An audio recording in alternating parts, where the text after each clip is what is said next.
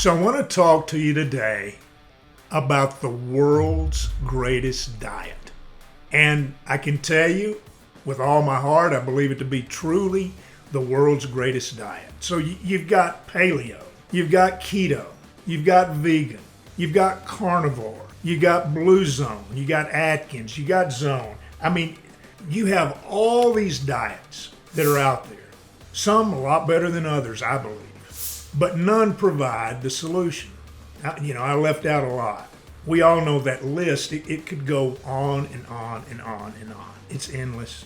But let's talk about the world's greatest diet. And I think one of the things that makes it the world's greatest diet, it's simple. And I love it because for me personally, it's meaningful because my wife developed it. And that's the subject of the old coach for today. First, let me tell you the story about how the world's greatest diet came into being. My wife, Pam, and most of the people that watch this don't know her, she is a driven woman. She's a very competitive woman.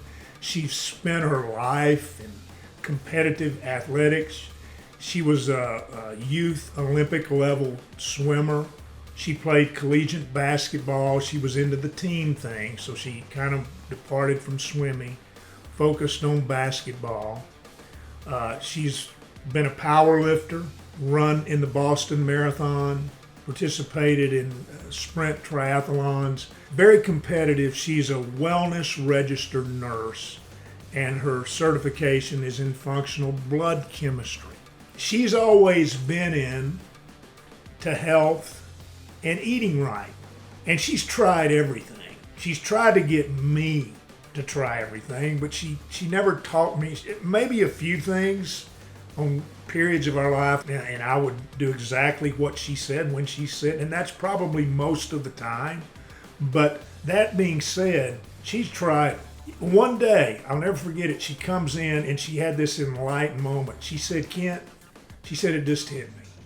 She said, you know what the best diet is? And I said, no, I don't. Tell me. And she said, it's an acronym. It is discipline in eating things. DIET. That's the world's greatest diet. And of course, I was overjoyed because, number one, I thought that was a real catchy acronym. Never heard it before, but it was true. That's simple, right? Discipline in eating things. But when you start thinking about it, the key question to the world's greatest diet is this. What do you have to exert that discipline in or toward? You have to answer that question. What I want to do is share with you how I took the world's greatest diet, discipline in eating things, and applied it in the sport realm. And I never ever saw this to be ineffective. Not one time that I can think of.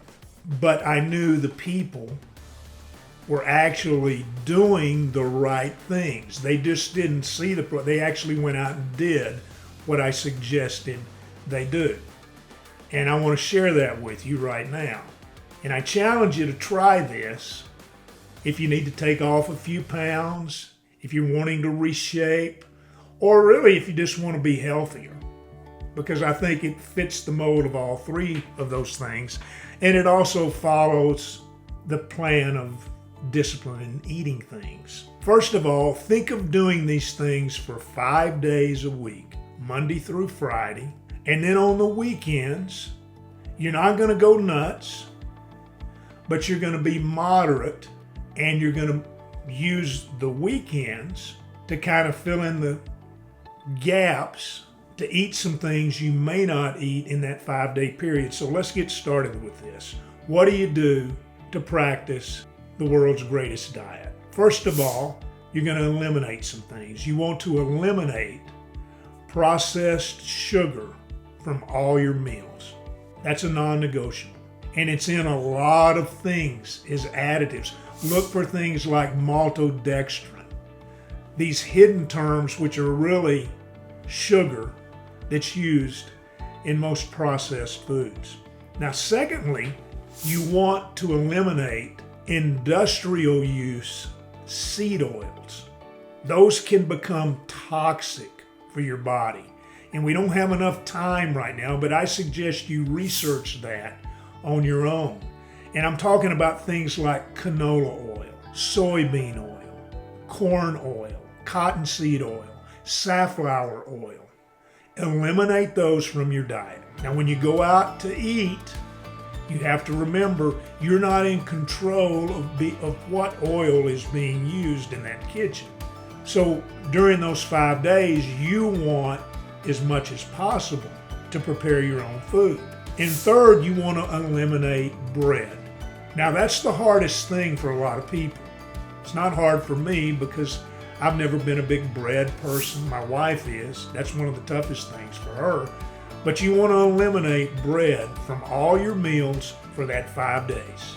And then fourth, you want to eliminate those 5 days ultra-processed foods. Now, if you're wondering, well, Kent, what are you talking about, ultra-processed foods?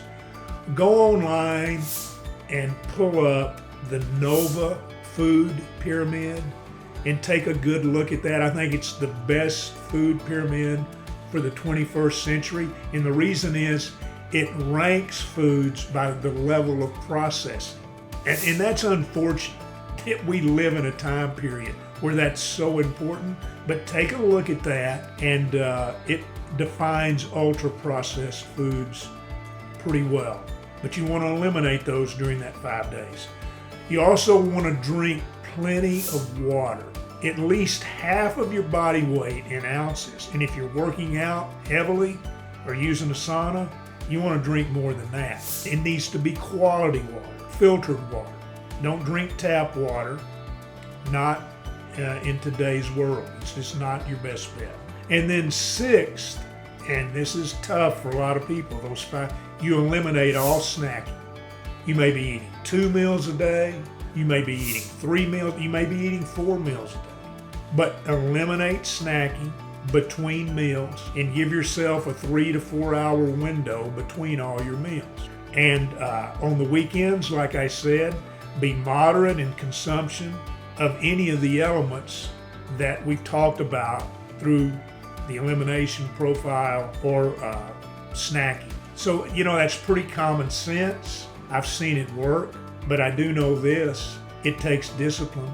And that's why the first letter in the world's greatest diet is discipline. And we need a lot of that. You save yourself a lot of money. You save yourself a lot of time. You save yourself a lot of headache. If we all just had a little more of that, we're all sorely lacking. Sad to say. We're all in this boat together. And that's because we're living in such an entitled world. You got to fight it a little bit. You got to put your nose to the grindstone and do what it takes. But that's the old coach for today. I want you to think about the world's greatest diet, and we look forward to you joining us next time.